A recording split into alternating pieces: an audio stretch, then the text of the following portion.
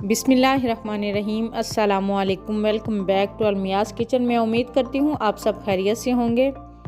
आज की रेसिपी में हम बनाने जा रहे हैं अनार का जूस। तो चलें बनाना स्टार्ट करते हैं।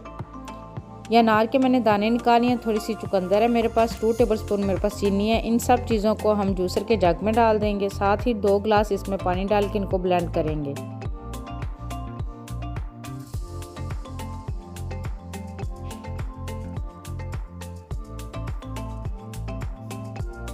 ये देखें जूस हमारा बन चुका है। अब इसको छाननी के साथ छान के ग्लास में आइस क्यूब डालेंगे और फिर हम इसमें जूस डाल देंगे। तो जी मज़ेदार हमारा अनार का जूस तैयार हो चुका है। मैं उम्मीद करती हूँ आपको मेरी वीडियो ज़रूर पसंद आई होगी। मुझे और मेरी टीम को दुआ में ज़रूर याद रखें। मिलते हैं नेक्स्ट वीडियो में, तब तक के लिए अल्लाह हाफिज़।